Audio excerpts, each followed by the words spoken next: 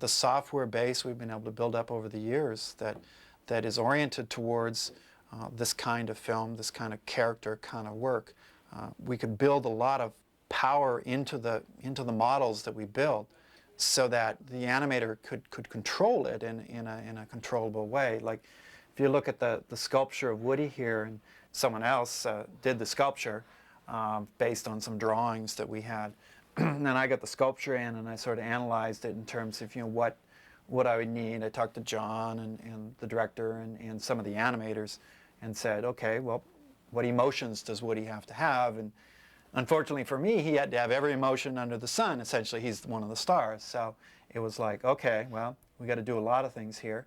And so I basically, you know, drew the grid on him because I needed to digitize him.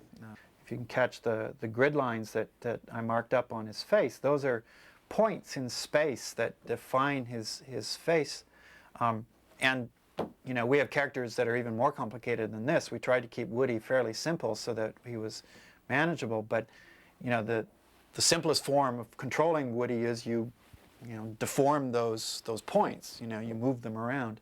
But once you digitize it, you get a sort of fairly neutral pose. I've moved the eyes a little bit. And then I also did the body, built the body out of basic primitives that I could then work with. But carrying through with the face, then I would go in and I'd say, okay, you know, what do I need in terms of facial muscles? You know, first I'd add sort of a neck control, so I could do something, you know, I could swing his head over like this and have him, you know, turn his head side to side.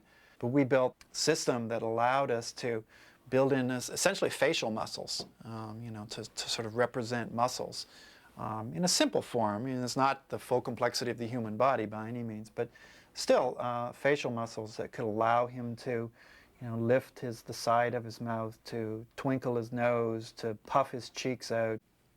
You know, so I can get the basic shapes running, and then I could, you know, then I'd add a control here to sort of change his jaw so he can open his mouth.